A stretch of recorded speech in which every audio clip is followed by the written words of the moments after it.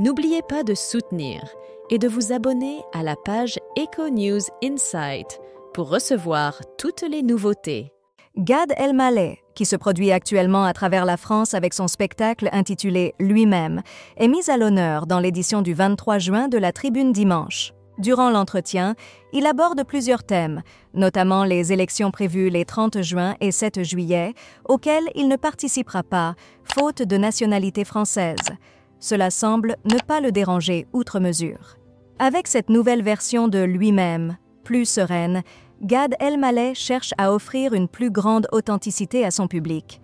À 53 ans, le comédien, récemment devenu grand-père grâce à son fils Noé, partage ses réflexions. Sa petite fille, prénommée Ellie, marque un tournant dans sa vie personnelle. Lors de son interview, il discute également de la situation politique, bien qu'il ne puisse voter, étant de nationalité marocaine et canadienne, comme il le souligne en rappelant les critères de citoyenneté requis pour participer aux élections françaises. Gad Elmaleh exprime sa gratitude envers la France pour le succès qu'elle lui a apporté. Après de nombreuses années passées en France, il aborde la question de l'acquisition de la nationalité française, une démarche qu'il a initialement entreprise, mais finalement abandonnée en raison de sa complexité administrative. J'ai commencé les procédures il y a quelque temps, mais c'était trop compliqué et j'ai décidé de ne pas poursuivre. Je possède une carte de séjour, je paye mes impôts ici et je bénéficie des services comme tout résident, y compris la sécurité sociale, explique-t-il.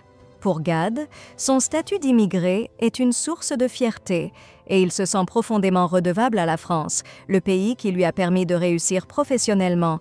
Bien qu'il ne puisse pas voter en France, cela ne l'empêche pas de rester engagé et réfléchi vis-à-vis du paysage politique français, y compris face aux défis et aux problèmes qu'il observe, comme les actes antisémites dont il a lui-même été victime. Le seul droit que je n'ai pas, c'est celui de voter. Néanmoins, cela ne m'empêche pas de réfléchir sur les choix que je ferais si je le pouvais, partage Gad Elmaleh. Il souligne l'importance de valeurs telles que la laïcité, qui sont cruciales pour lui.